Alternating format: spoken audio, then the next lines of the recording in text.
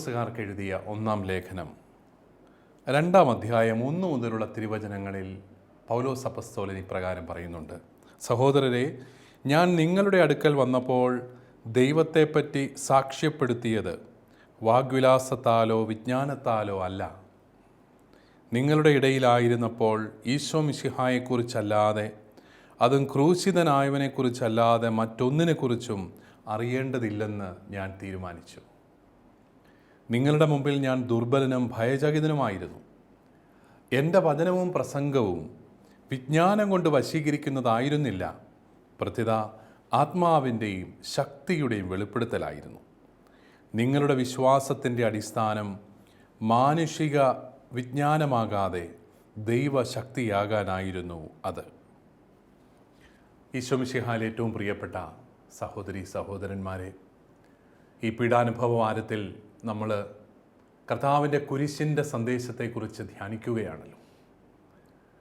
പൗലോസ് അപ്പസ്തോലൻ പറയുന്നത് പോലെ ക്രൂശിതനായ മിശിഹായെക്കുറിച്ചല്ലാതെ ഞാൻ മറ്റാരെക്കുറിച്ചും സംസാരിക്കുന്നില്ല. അത് എൻ്റെ ഭാഷണം ചിലപ്പോൾ നിങ്ങൾക്ക് ദുർബലമായിട്ട് തോന്നിയേക്കാം, എന്നാൽ അത് ആത്മാവിൻ്റെയും ശക്തിയുടെയും വെളിപ്പെടുത്തലാണ്. കാരണം കുരിശ് തന്നെ ശക്തിയുടെ പ്രതീകമാണ്. കുരിശ് ധീരതയുടെ പ്രതീകമാണ്. നമ്മൾ പീഡാനുഭവമാനത്തിൽ കർത്താവിൻ്റെ കുരിശിൻ്റെ യാത്ര ധ്യാനിക്കുമ്പോൾ നമ്മളാരും ഒരു ബലിയാടുതേ കടന്നു പോകുന്നു, പാവത്താൻ ഷോ എന്നൊക്കെ പറഞ്ഞ് കർത്താവിനോട് ചേർന്ന് കരയുകയല്ല വേണ്ടത്. ധീരതയോടെയും ആത്മാഭിമാനത്തോടെയും കുരിശെടുത്തവൻ്റെ അനുയായികളായി മാറി ധീരതയോടെ ലോകത്തെ നേരിടാനുള്ള ഒരു മനോഭാവമാണ് നമ്മളിൽ നിന്നുണ്ടാവേണ്ടത്. കുരിശ് ലോകത്തിൻ്റെ കാഴ്ചപ്പാടിൽ ഭോഷത്വമാണ്, ദൈവത്തിൻ്റെ കാഴ്ചപ്പാടിൽ അത് വിജ്ഞാനമാണ്. ഞാൻ എപ്പോഴും ഓർക്കും, എന്താണ് ക്രൈസ്തവ സന്ദേശത്തിൻ്റെ അനന്യത എന്ന് പറയുന്നത്? മറ്റു മതങ്ങൾക്ക് നൽകാനാവാത്ത എന്ത് സന്ദേശമാണ് ഈശോ മിശിഹ നമ്മൾക്ക് നൽകിക്കൊണ്ടിരിക്കുന്നത്? ഒരേ ഒരു മറുപടിയേ ഉള്ളൂ, കുരിശാണ്. കുരിശാണ് രക്ഷ, കുരിശിലാണ് രക്ഷ. അതുകൊണ്ടാവാം കർത്താവിൻ്റെ അപ്പസ്തോലന്മാർ 12 പേര്, അവരിൽ ഒറ്റുകാരനായ യൂദാ ഒഴിച്ചുള്ള 11 പേരുടെയും ജീവിതം പരിശോധിക്കുമ്പോൾ അവരെല്ലാം ധീരതയോടെ സുവിശേഷത്തിന് സാക്ഷികളാവുകയും കർത്താവിൻ്റെ ഉത്ഥാനത്തിന് ശേഷം അവർ കുരിശിൽ മരിക്കാനായിട്ട് താല്പര്യം പ്രകടിപ്പിക്കുകയും ചെയ്ത വ്യക്തികളാണ്. വിശുദ്ധ പത്രോസിനെ നിങ്ങൾക്കറിയാം. പത്രോസ് ശ്ലീഹ അപ്പസ്തോലൻ, അദ്ദേഹം എത്രമാത്രം ഭീരുവായ ഒരു മനുഷ്യനായിരുന്നു. ജീവിതത്തിൽ വെല്ലുവിളികൾ ഏറ്റെടുക്കാൻ മടിയായിരുന്നു. ഈശോ താൻ ജെറുസലേമിലേക്ക് പോകാമെന്ന് പറഞ്ഞപ്പോൾ മുമ്പിൽ കയറി നിന്ന്, കർത്താവേ, നമുക്ക് ആ പരിപാടി വേണ്ട കേട്ടോ, ആ വഴിയൊന്നും വേണ്ട, നീ ചെറുപ്പമല്ലേ, എന്തിനാ ഇങ്ങനെ ഇപ്പോഴേ പോയി മരിക്കുന്നേ, നമുക്ക് കുറച്ചാളും കൂടി ഈ അത്ഭുതങ്ങളൊക്കെ ചെയ്ത് സന്തോഷമായിട്ടൊക്കെ നടന്ന് ആളെയൊക്കെ കൂട്ടി ആൾക്കാരുടെ നടുക്കൊക്കെ ആയിരുന്നു, ഇങ്ങനെയൊക്കെ അങ്ങ് പോയാൽ പോരെ എന്ന് പറഞ്ഞ് നടുക്ക് കയറി നിന്നവനാണ്, മുമ്പിൽ കയറി നിന്നവനാണ്. ഗുരുവിൻ്റെ ഗുരുവാകാൻ ശ്രമിച്ച് ഗുരുവിനെ കുരിശിൽ നിന്ന് പിന്തിരിപ്പിക്കാൻ ശ്രമിച്ചവനാണ് പത്രോസ്. ഈ പത്രോസ് എവിടേക്കാണ് പിന്നെ പോകുന്നത്? വചനം പ്രഘോഷിച്ചുകൊണ്ട് റോമിലേക്കാണ് പോകുന്നത്. അവിടെ അതികഠിനമായ പീഡകൾ ക്രൈസ്തവരെ പീഡിപ്പിക്കുന്നു. അത് നമുക്ക് ഇന്നത്തെ കാലത്ത് ചിന്തിക്കാനാവാത്ത മൃഗീയമായ പീഡനങ്ങളാൽ ക്രൈസ്തവരെ ഉന്മൂലനം ചെയ്യാനായിട്ട് ശ്രമിച്ചപ്പോൾ ഒരു ദിവസം പത്രോസ് റോം വിട്ടുപോവുകയാണ്. റോം വിട്ടു പോകുമ്പോൾ കുറേ അങ്ങ് ചെന്നു.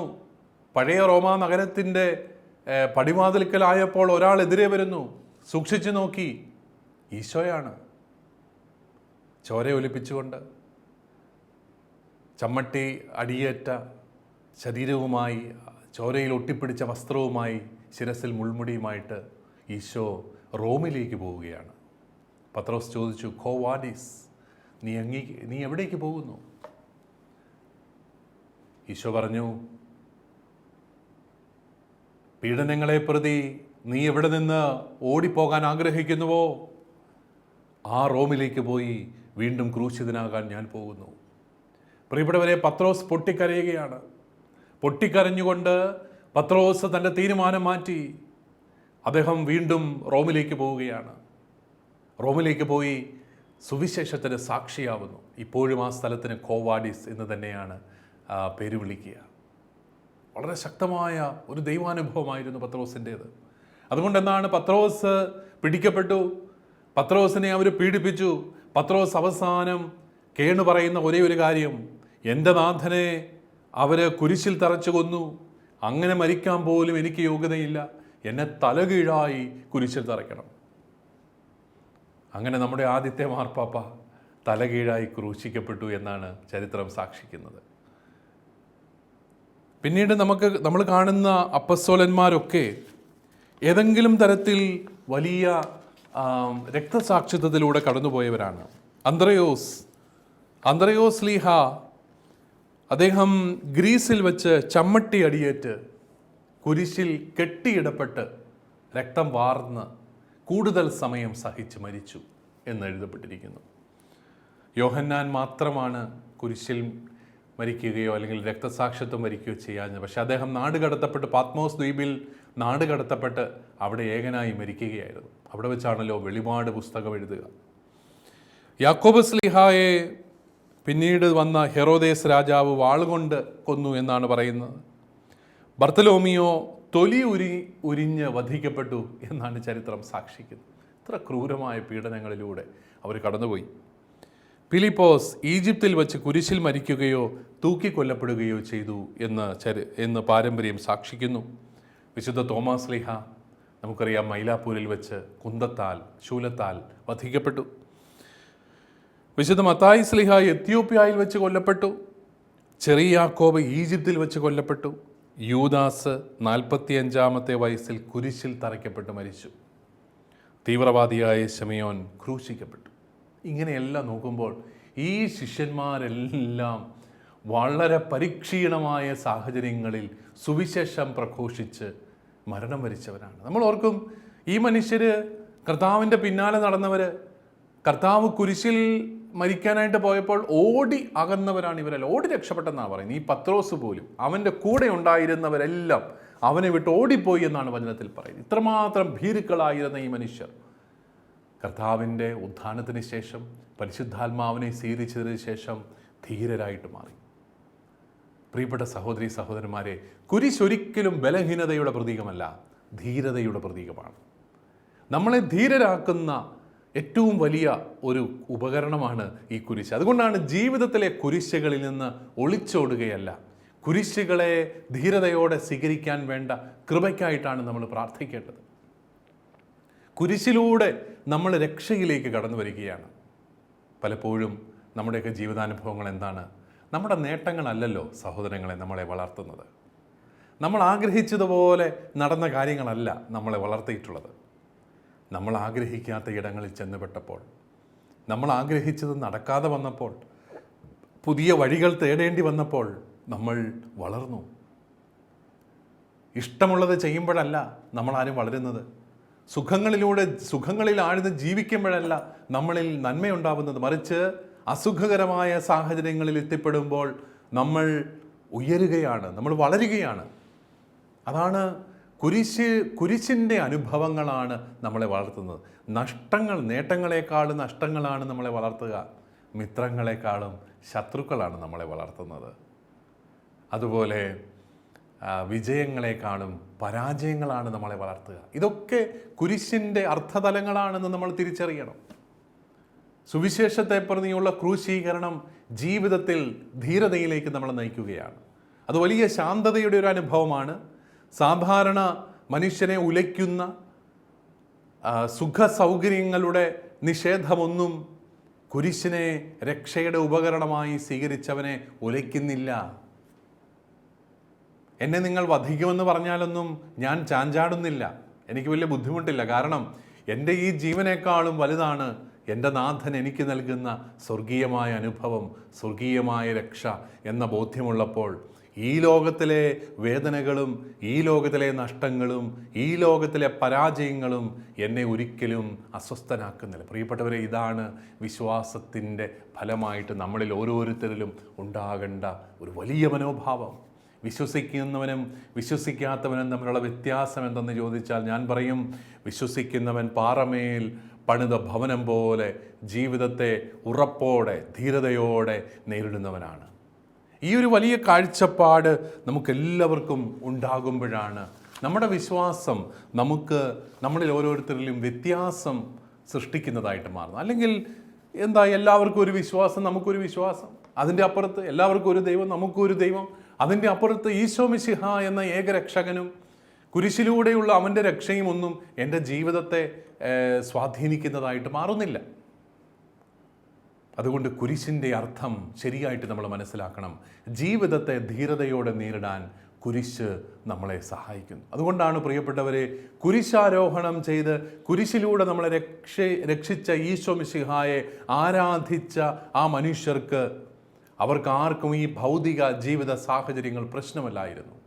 അവരൊക്കെ എല്ലായിടത്തും പോയി സുവിശേഷം പ്രഘോഷിച്ചു. സുവിശേഷം പ്രഘോഷിച്ചിടത്തൊക്കെ അവർക്ക് പീഡനങ്ങൾ നേരിട്ടു. അവർ മരിക്കാനായിട്ട് അവർക്ക് ബുദ്ധിമുട്ടില്ലായിരുന്നു. കാരണം അതിൻ്റെ അപ്പുറത്തെ സ്വർഗീയ രക്ഷയുടെ അനുഭവമായിരുന്നു അവരുടെ എല്ലാവരുടെയും ലക്ഷ്യം. നമ്മുടെയൊക്കെ ലക്ഷ്യങ്ങൾ ഇടുങ്ങിപ്പോകുമ്പോഴാണ്, നമ്മുടെയൊക്കെ ലക്ഷ്യങ്ങൾ ഈ ഭൂമിയിലേക്ക് ചുരുങ്ങുമ്പോഴാണ് നമുക്ക് വേദനകളും സഹനങ്ങളും ഒരു വലിയ ബുദ്ധിമുട്ടായിട്ട് മാറുന്നത് എന്നുള്ളൊരു തിരിച്ചറിവ് നമുക്ക് വേണം. അതല്ലെങ്കിൽ നമുക്ക് ജീവിതത്തിലെ ഏത് കുരിശും സ്വീകരിക്കാനായിട്ട് സാധിക്കുകയാണ്. ജീവിത പങ്കാളിക്ക് ഒരു വലിയ രോഗം വരുന്നു, അത് സ്വീകരിക്കണമെങ്കിൽ ഈ ഭൗതികമായ ഒരു കാഴ്ചപ്പാട് പോരാ, ആത്മീയമായ ഒരു കാഴ്ചപ്പാടുണ്ടെങ്കിൽ മാത്രമേ അത് സ്വീകരിക്കാനും ജീവിത പങ്കാളിയെ ആദരവോടെ സ്നേഹത്തോടെ ശുശ്രൂഷിക്കാനും സാധിക്കത്തുള്ളൂ. മക്കൾ നമ്മൾ വിചാരിക്കുന്നത് പോലെ ഒന്നും വളർന്നില്ല, പക്ഷെ അത് സ്വീകരിച്ചേ പറ്റൂ. ഈ ഭൗതികമായ അർത്ഥത്തിൽ നോക്കിയാൽ അവരെ ഒരിക്കലും ഉൾക്കൊള്ളാൻ പോലും നമുക്ക് തോന്നത്തില്ല. ഇവനെ കൊണ്ടൊന്നും പ്രയോജനമില്ല, വിട്ടേര്. പക്ഷേ ആത്മീയമായ വിശ്വാസത്തിൻ്റെ അനുഭവത്തിൽ നോക്കുമ്പോൾ എല്ലാം അർത്ഥപൂർണമാണ്. അതുകൊണ്ട് ജീവിതത്തിൽ ഇഷ്ടമില്ലാത്ത സാഹചര്യങ്ങളും പരാജയപ്പെട്ടു പോകുന്ന നിമിഷങ്ങളും തിരസ്കരിക്കപ്പെടുന്ന മുഹൂർത്തങ്ങളും ഒക്കെ ഉണ്ടാകുമ്പോൾ അവിടെയും രക്ഷയുടെ അനുഭവങ്ങൾ നമുക്കായിട്ട് കരുതി വയ്ക്കപ്പെടുന്നു എന്നുള്ള ഒരു ബോധ്യം അത് നമുക്ക് ഏറ്റവും പ്രധാനപ്പെട്ട ഒരു കാര്യമാണ്. അതുകൊണ്ടാണ് ക്രിസ്ത്യാനി കുരിശുകൾ ഒഴിവാക്കാൻ ഓടി നടക്കുന്നവനാകരുത്. ക്രിസ്ത്യാനി കുരിശുകൾ ഒഴിവാക്കാനായിട്ട് ഓടി നടക്കേണ്ടവനല്ല, കുരിശുകൾ സ്വീകരിക്കാനുള്ള കരുത്തിനു വേണ്ടി പ്രാർത്ഥിക്കേണ്ടവനാണ്. കുരിശുകൾ ഒഴിവാക്കാൻ ഓടി നടക്കുക എന്ന് പറയുമ്പോൾ നമ്മളൊക്കെ പലപ്പോഴും കർത്താവിങ്കിലേക്ക് കടന്നു വരുന്നത് പോലും ജീവിതത്തിലെ കുരിശുകളെ ഒഴിവാക്കാനും ജീവിതം കുറച്ചും കൂടെ സുഖകരമാക്കാനും എളുപ്പമുള്ളതാക്കാനും ഒക്കെയാണെന്ന് പലപ്പോഴും തോന്നാറുണ്ട്. ദൈവം ആഗ്രഹിക്കുന്നത് ദൈവത്തിൻ്റെ വഴികളിലൂടെ നടക്കുന്ന മനുഷ്യന് അവിടുന്ന് ആവശ്യമുള്ളതെല്ലാം തരുന്നു, നൽകുന്നു എന്ന വലിയ ബോധ്യത്തിൽ നമ്മൾ ഓരോരുത്തരും അനുദിന ജീവിതത്തിലെ ക്ലേശങ്ങളെയും കുരിശുകളെയും സ്വീകരിക്കാനുള്ള കൃപയ്ക്കായിട്ട് പ്രാർത്ഥിക്കണം. പ്രിയപ്പെട്ടവരെ, ആത്മീയ അനുഭവം എന്ന് പറയുന്നത് അനുദിന ജീവിതത്തിലെ കുരിശുകളെ സ്വീകരിക്കുന്ന അനുഭവമാണ്. അതിരാവിലെ എഴുന്നേൽക്കുന്നത് ചിലർക്കൊക്കെ ഇഷ്ടമില്ലാത്ത കാര്യമാണ്, പക്ഷേ എഴുന്നേൽക്കുമ്പോൾ അതൊരു ആത്മീയമായ അനുഭവമാണ്. ശരീരം ശുദ്ധിയാക്കുന്നതും വീട് വൃത്തിയാക്കുന്നതും അതുപോലെ ചെയ്യേണ്ട കാര്യങ്ങൾ കൃത്യസമയത്ത് ചെയ്തു തീർക്കുന്നതും ഒരു മനുഷ്യനെ കണ്ടാൽ ഒന്ന് പുഞ്ചിരിക്കുന്നതും എന്തെങ്കിലും സഹായം ആവശ്യമുള്ളവർക്ക് സഹായം കൊടുക്കുന്നതും വീട്ടിൽ പൊട്ടിത്തെറിക്കാനും വഴക്ക് പിടിക്കാനും ഒക്കെ സാധ്യതയുള്ളിടത്ത് ശാന്തത സ്വീകരിക്കുന്നതും ഇതൊക്കെ അനുദിന ജീവിതത്തിൻ്റെ ആത്മീയതയായിട്ട് മാറുകയാണ്. നമ്മൾ വലിയ വലിയ കാര്യങ്ങളിലല്ല ആത്മീയത തേടേണ്ടത്, കൊച്ചു കൊച്ചു കാര്യങ്ങളിലാണ്. കൂടെ ജീവിക്കുന്നവരോടുള്ള ചെറിയ ചെറിയ കരുതലുകൾ, കൂടെ ആയിരിക്കുന്നവരെ ചേർത്ത് പിടിക്കാനുള്ള ഒരു മനസ്സ്, അതുപോലെ നമ്മുടെ കുറച്ച് ഇഷ്ടങ്ങൾ മാറ്റിവെച്ചിട്ടും കൂടെയുള്ളവരുടെ നന്മയ്ക്ക് വേണ്ടി ത്യാഗങ്ങൾ സഹിക്കുന്ന ആ ഒരു മനസ്സ്, ഇതൊക്കെയാണ് അനുദിന ജീവിതത്തിൻ്റെ ആത്മീയത എന്ന് പറയുന്നത്. അതല്ലെങ്കിൽ നമ്മൾ അനുദിന ജീവിതത്തിലെ കുരിശുകളെ ഒഴിവാക്കാനായിട്ട് പരവേശം പിടിച്ച് ഓടി നടക്കുകയാണ്. പലപ്പോഴും നമുക്ക് രോഗത്തിൻ്റെ അവസ്ഥയിൽ ദൈവമേ പ്രത്യാശയോടെ ഈ രോഗത്തിൻ്റെ അവസ്ഥകളെ സ്വീകരിക്കാനുള്ള കൃപ തരണമേ എന്ന് പ്രാർത്ഥിക്കുമ്പോൾ എന്തോ ഒരു വലിയ വ്യത്യാസമാണ് വ്യക്തിയിലുണ്ടാവുക. ജീവിതത്തിലെ ഇല്ലായ്മകളെയും ദുരിതങ്ങളെയും ദൈവമേ പ്രത്യാശയോടെ സ്വീകരിക്കാൻ എനിക്ക് കൃപ തരണമേ എന്ന് പ്രാർത്ഥിക്കുമ്പോൾ എന്തോ ഒരു വലിയ വ്യത്യാസമാണ് ഉണ്ടാവുക. ഇതാണ് ഈ കുരിശിൻ്റെ ഒരു അനുഭവം എന്ന് പറയുക. കുരിശ് ധീരതയുടെ സന്ദേശം നമുക്ക് നൽകുന്നു എന്ന് പറയുന്നു. എന്തുകൊണ്ടാണ് ഈ സഭ ലോകം മുഴുവൻ, ആ 12 പേരിൽ തുടങ്ങി ലോകം മുഴുവൻ വ്യാപിച്ചതെന്ന് ചോദിച്ചു കഴിഞ്ഞാൽ, ധീരതയോടെ വചനം പ്രഘോഷിക്കാൻ അവിടുത്തെ ശിഷ്യര് തയ്യാറായി. ധീരതയോടെ മാനവികതയ്ക്ക് വേണ്ടി, മനുഷ്യകുലത്തിന് വേണ്ടി നന്മ ചെയ്യുവാനായിട്ട്, ജീവിതം സമർപ്പിക്കുവാനായിട്ട് അനേകർ തയ്യാറായി. ഇതെല്ലാം നമ്മൾ നന്ദിയോടുകൂടി ഓർക്കുകയാണ്. തോമാസ് ശ്ലീഹ എന്തോ ഒരു വലിയ അനിശ്ചിതത്വത്തിലാണ് ഇന്ത്യയിലേക്ക് വന്നത്. ഉത്ഥാനത്തിൻ്റെ സാക്ഷിയായ തോമാസ് ശ്ലീഹ, ഉത്ഥാനം അദ്ദേഹത്തെ വെറുതെ ഇരുത്തുന്നില്ല. ഉത്ഥാനം തൊട്ടറിഞ്ഞ മനുഷ്യൻ ലോകത്തിൻ്റെ അതിർത്തികൾ വരെ സുവിശേഷം പ്രഘോഷിക്കാൻ ധീരതയോടെ അദ്ദേഹം തയ്യാറാവുകയാണ്. ഇവിടെ വന്നു. ഇവിടുത്തെ സംസ്കാരം വല്ലതും അറിയാമായിരുന്നോ? ഭാഷ, ഭക്ഷണം പരിചയമുള്ളതല്ലെങ്കിൽ എന്തൊരു ബുദ്ധിമുട്ടാണ്. ഇതൊന്നും അറിയാതെ ഇവിടെ വന്ന് വചനം പ്രഘോഷിച്ച് ഇവിടെ വിശ്വാസത്തിൻ്റെ ആദ്യ നാളങ്ങൾ കത്തിച്ച് അദ്ദേഹം ഇവിടെ തന്നെ ക്രൂശിതനാവുകയാണ്. പിന്നീട് നമുക്കറിയാം, ആധുനിക സഭയുടെ ചരിത്രത്തിൽ അനേകർ ജീവിതം ത്യജിച്ച് കർത്താവിന് വേണ്ടിയിട്ട് പോകാൻ തയ്യാറായപ്പോഴാണ് സഭ ലോകമെമ്പാടും വ്യാപിച്ചതും ഈശോ മിശിഹായുടെ സന്ദേശം അവിടെ എല്ലാം എത്തിയതും. നമ്മുടെ അനേകായിരം സമർപ്പിതരെ നമുക്ക് പ്രത്യേകമായിട്ട് ഓർക്കാം. വൈദികര്, സന്യാസ വൈദികര്, സഹോദരങ്ങൾ, സഹോദരിമാർ, അവരുടെ പ്രവർത്തനങ്ങളിലൂടെ, അവരുടെ ധീരമായ സാക്ഷ്യത്തിലൂടെ ലോകം മുഴുവൻ കർത്താവിൻ്റെ കാരുണ്യം അനുഭവിക്കുകയാണ്. മദർ തെരേസയോട് തെരുവിലെ മക്കൾക്ക് വേണ്ടി നമുക്ക് അറപ്പുളവാക്കത്തക്ക രീതിയിലുള്ള ശാരീരികമായ അവസ്ഥകളിലേക്ക് എത്തിയ മനുഷ്യർ അവർക്കുള്ള പരിചരണം ചെയ്യുന്ന മദറിനോട് ചോദിച്ചു, എന്തുകൊണ്ട്, എങ്ങനെ നിങ്ങൾക്കിത് ചെയ്യാൻ സാധിക്കുന്നു? അവർ പറഞ്ഞതെന്താണ്? ഞാൻ സ്നേഹിക്കുന്നു, ഈശോ മിശിഹായെ സ്നേഹിക്കുന്നു. സാധാരണ മനുഷ്യന് പരിചരിക്കാനായിട്ട് ബുദ്ധിമുട്ടുള്ള മനുഷ്യ ശരീരങ്ങൾ, അതുപോലെ ഉപേക്ഷിക്കപ്പെട്ട വ്യക്തികൾ, മരണകരമായ രോഗങ്ങൾ പിടിപെട്ടവർ, വീട്ടിൽ നിന്നും നോക്കാൻ പറ്റാതെ വഴിവക്കിലേക്ക് ഉപേക്ഷിക്കുന്ന വ്യക്തികൾ, ഇതൊക്കെ ഉണ്ടായിരുന്ന ഒരു കാലത്ത് വഴിവക്കിലൂടെ നടന്ന് ഈ മനുഷ്യരെ എല്ലാം പെറുക്കിയെടുത്ത് അവരുടെ ഭവനങ്ങളിൽ കൊണ്ടുവന്ന് നല്ല ശുശ്രൂഷ നൽകി പരിചരിക്കുന്ന നമ്മുടെ സന്യസ്തര് ഇന്നുമുണ്ട്. എത്രയോ സന്യസ്തരങ്ങനെ കാരുണ്യ ഭവനങ്ങൾ നടത്തുന്നു. നല്ല മിടുക്കർ ചെറുപ്പക്കാർ ഈ ഒരു മേഖലയിലേക്ക് വന്ന് ശുശ്രൂഷിക്കുകയാണ്. അവരോട് ചോദിക്കും, നിങ്ങൾക്ക് എന്ത് കിട്ടും? ഞങ്ങൾക്ക് ഭൗതികമായിട്ടൊന്നും കിട്ടുന്നില്ല, ശമ്പളമൊന്നുമില്ല, പിന്നെ എന്തുകൊണ്ട് നിങ്ങൾക്കിത് ചെയ്യാൻ സാധിക്കുന്നു? ഈശോ മിശിഹായോടുള്ള സ്നേഹത്തെ പ്രതി ഞങ്ങൾക്കിത് ചെയ്യാൻ സാധിക്കുന്നു. കർത്താവിൻ്റെ സ്നേഹം നമ്മളെ ധീരതയുള്ളവരാക്കി മാറ്റുന്നു. എന്തിനാ? ത്യാഗം ചെയ്യാൻ ധീരതയുള്ളവരാക്കി മാറ്റുകയാണ് കർത്താവിൻ്റെ സ്നേഹം. അപ്പോഴാണ് ജീവിതം സമർപ്പിക്കുക. അങ്ങനെ ഓരോരുത്തരും കുടുംബജീവിതത്തിലും സമർപ്പിത ജീവിതത്തിലുമെല്ലാം ത്യാഗപൂർവ്വം ജീവിതം സമർപ്പിക്കുമ്പോഴാണ് ഏറ്റവും പ്രിയപ്പെട്ടവരെ ഭൂമിയിൽ ദൈവരാജ്യം സംജാതമാകുക. കുരിശിൻ്റെ അനുഭവത്തിൽ ത്യാഗപൂർണം ജീവിക്കാനായിട്ട് തയ്യാറാകുമ്പോൾ നമ്മൾ ഈ ലോകത്ത് ദൈവരാജ്യത്തിൻ്റെ വക്താക്കളായി മാറുകയാണ്. ഈ ധീരത തന്നെയാണ് നമ്മളെ അധ്വാനികളാക്കുന്നതും അധ്വാനിക്കാനായിട്ട് പ്രേരിപ്പിക്കുന്നതും. അലസന് ദൈവരാജ്യം സ്വന്തമാക്കാനായിട്ട് സാധിക്കുകയില്ല. അധ്വാനിക്ക് മാത്രമേ സാധിക്കത്തുള്ളൂ. അധ്വാനിക്കുന്നവൻ, നമ്മളിന്ന് നമ്മളിപ്പോൾ ഈ വർഷം വിശുദ്ധ യൗസേപ്പിൻ്റെ വർഷമായിട്ട് കൊണ്ടാടുകയാണ്. യൗസേപ്പ് അധ്വാനിക്കുന്നവരുടെയൊക്കെ മധ്യസ്ഥനാണ്, തൊഴിലാളികളുടെ മധ്യസ്ഥനാണ്. അധ്വാനിക്കുന്നവർ നല്ല അപ്പനായിരുന്നു അദ്ദേഹം. അവിടെ നമ്മൾ കണ്ടെത്തുന്ന ഒരു കാര്യം, ധീരതയുള്ളവന് മാത്രമേ അധ്വാനിക്കാനായിട്ട് സാധിക്കത്തുള്ളൂ. ഭീരു സുഖത്തിൻ്റെ വഴികൾ തേടുകയാണ്. അവന് കഴിയല്ല, അവൻ അലസനാണ്, അവന് സുഖകരമായിട്ടൊക്കെ ഇങ്ങോട്ട് ജീവിക്കണം. പലപ്പോഴും നമ്മുടെയൊക്കെ നാട്ടിലെ ഏറ്റവും വലിയൊരു പ്രശ്നം ജോലി ചെയ്യാൻ മനസ്സില്ലാത്ത ആൾക്കാരാണ്. അലസരെ സൃഷ്ടിക്കുന്ന ഒരു ജീവിത രീതി നമ്മൾ ഉണ്ടാക്കിയെടുക്കുന്നുണ്ട്. പണ്ടൊക്കെ വീടുകളിൽ ചെറിയ ചെറിയ ജോലികളുണ്ടെങ്കിൽ അത് മക്കളാണ് ചെയ്യുന്നത്. അപ്പനും മക്കളും, ചിലപ്പോൾ അമ്മയൊക്കെ ഇറങ്ങും, പറമ്പിലോട്ടൊക്കെ ഇറങ്ങും, ഒരു ചെറിയ തൂമ്പായൊക്കെ മേടിച്ച് പിള്ളേർക്കൊക്കെ കൊടുക്കും. അവരൊക്കെ ജോലി ചെയ്യണം. വീട്ടിൽ പുല്ലുകൊളുത്താൽ ഒരിക്കലും അയലോക്കത്തെ ചേട്ടനെ വിളിക്കത്തില്ല, അത് പിള്ളേർ തന്നെ പറിച്ചോണം.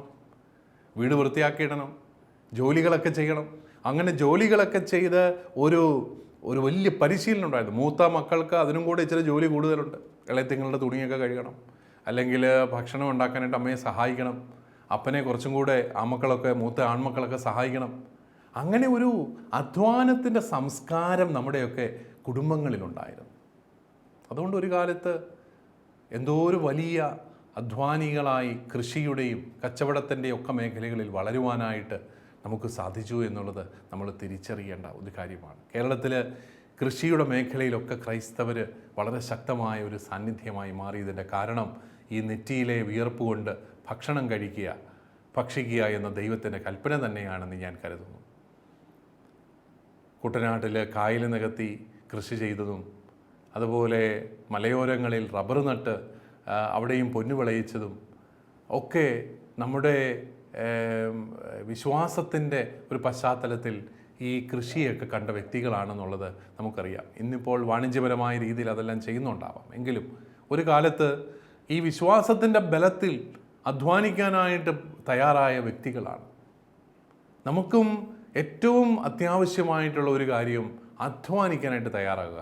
നമുക്കിപ്പോൾ ഈ മൊബൈൽ ഫോണും അതുപോലെ ഈ മറ്റ് കാര്യങ്ങളുമെല്ലാം കിട്ടിയതുകൊണ്ട് ഒത്തിരി സമയം വെറുതെ കളയാനുള്ള ഒരു വഴി തുറന്നു കിട്ടിയിരിക്കുകയാണ്. ഒത്തിരി സമയം ഇപ്പോൾ സിനിമാ കോട്ടയിൽ പോലും പോകണ്ട, എല്ലാം മൊബൈൽ ഫോണിൽ കിട്ടും, എല്ലാം TV-യിൽ, എല്ലാം കമ്പ്യൂട്ടറിൽ കിട്ടുകയാണ്. അങ്ങനെയൊക്കെ വരുമ്പോൾ ഒന്നിന് പുറകെ ഒന്നായിട്ട് സിനിമകളും കണ്ട് ഇതിന് അഡിക്റ്റായിട്ട് പോകുന്ന ആൾക്കാർ, മൊബൈൽ ഫോൺ അഡിക്ഷനായിട്ടിരിക്കുന്നവർ, വാട്സപ്പിനും ഫേസ്ബുക്കിനുമൊക്കെ അഡിക്റ്റായിട്ട് ജീവിക്കുന്ന ആൾക്കാർ, ഇങ്ങനെയുള്ളവരൊക്കെ നമ്മളെ സംബന്ധിച്ചിടത്തോളം ഒരു അലസതയുടെ സാക്ഷ്യം നൽകുന്നു എന്ന് പറയാതെ വയ്യ. നല്ല മിടുമിടുകരായ ചെറുപ്പക്കാരെ, അധ്വാനിച്ചാൽ സ്വർണം വിളയിക്കാൻ പറ്റുന്ന നമ്മുടെ മിടുക്കരായ ചെറുപ്പക്കാർ, അവരുടെ തലച്ചോറ് വെറുതെ ആർക്കും ഉപകാരപ്പെടാതെ പോകുന്ന രീതിയിലേക്ക് പോവുകയാണ് ഈ സൈബർ അഡിക്ഷനിലൂടെ. പ്രത്യേകിച്ച് ഈ മൊബൈൽ ഫോണിൻ്റെയും അതുപോലെ ഇൻ്റർനെറ്റിൻ്റെയും ഒക്കെ ലോകത്തിൽ ആസക്തി രോഗങ്ങളായിട്ടത് മാറി അവസാനം നശിച്ചു പോകുന്ന ഒത്തിരി ജന്മങ്ങളുണ്ടാവുകയാണ്. ഇവിടെയെല്ലാം പ്രിയപ്പെട്ട സഹോദരങ്ങളെ, അധ്വാനിക്കാനുള്ള ഒരു മനസ്സ്, ഏതു മേഖലയിലാണെങ്കിലും അധ്വാനിക്കാനുള്ളൊരു മനസ്സാണ് ഏറ്റവും പ്രധാനമായിട്ട് വേണ്ടത്. ഇപ്പോൾ കുരിശെടുക്കുന്നവന് അധ്വാനിയാണ്. അവനൊരിക്കലും അലസതയുടെ മാർഗത്തിൽ പോകത്തില്ല. അവന് സുഖസൗകര്യങ്ങളുടെ പിന്നാലെ അവൻ പോകത്തില്ല. അവന് ചില പരിപരുക്കൻ യാഥാർത്ഥ്യങ്ങളിലൊക്കെ ആണെങ്കിലും പരിപരുത്ത പ്രതലങ്ങളിൽ ജീവിച്ചുകൊണ്ട് അവൻ ധീരതയോടെ മുന്നോട്ട് പോവുകയാണ്. നമ്മൾ എപ്പോഴും ഓർക്കേണ്ട ഒരു കാര്യം, ഈ കുരിശിൻ്റെ ജീവിതം നമ്മളെ അധ്വാനികളാക്കുന്നു എന്നുള്ളതാണ്. ആത്മീയതയുടെ തന്നെ ഒരു ലക്ഷണമാണ് ഇപ്രകാരമുള്ള ധീരതയും അധ്വാനശീലവുമെല്ലാം. ആത്മീയത ഉണ്ടെന്നുള്ളതിൻ്റെ ഒരു ലക്ഷണമാണ് അധ്വാനശീലം. അധ്വാനിക്കുന്നു, കാരണം ദൈവം എനിക്ക് ആരോഗ്യം തന്നു, അത് വെറുതെ കളയാനായിട്ട് പാടില്ല. എനിക്ക് കടപ്പാടുണ്ട് എൻ്റെ ദൈവത്തോട്, എൻ്റെ സമൂഹത്തോട്, എൻ്റെ കുടുംബത്തോട്. ഞാനത് ഉപയോഗിച്ചേ പറ്റൂ. എനിക്ക് പണം കിട്ടിയാൽ ഞാൻ വെറുതെ അത് മദ്യപിച്ച് കൂട്ടുകൂടി കളയാനുള്ളതല്ല. എനിക്ക് ഉത്തരവാദിത്വ ബോധമുണ്ട്. അധ്വാനിച്ച് പണമുണ്ടാക്കിയാൽ അത് കുടുംബത്തിന് വേണ്ടിയിട്ട് ചെലവഴിക്കുന്നു, സഭയ്ക്ക് വേണ്ടി, സമൂഹത്തിന് വേണ്ടിയിട്ട് ചെലവഴിക്കുന്നു. കാരണം എനിക്കത് വെറുതെ കളയാൻ അവകാശമില്ല. എനിക്ക് ആരോഗ്യം തന്നത് എൻ്റെ ദൈവമാണ്. പ്രിയപ്പെട്ടവരെ, ആ ഒരു കാഴ്ചപ്പാടിൽ അലസതയുടെ ഒരു സംസ്കാരത്തെ ഒഴിവാക്കാനും ഉന്മൂലനം ചെയ്യാനും അധ്വാനത്തിൻ്റെ സംസ്കാരം സ്വീകരിക്കാനും ഈ ഉദ്ധാന തിരുനാൾ നമ്മളെ വെല്ലുവിളിക്കുന്നുണ്ട്, സഹായിക്കുന്നുണ്ട്. കുരിശെന്ന് പറഞ്ഞാൽ ത്യാഗങ്ങളെ ഏറ്റെടുക്കുന്നതാണെങ്കിൽ നമുക്ക് കുരിശുണ്ടാക്കി വെക്കാനും കുരിശിനെ പ്രത്യേകമായിട്ട് വണങ്ങാനും ഒക്കെ നമുക്ക് എളുപ്പമാണ്.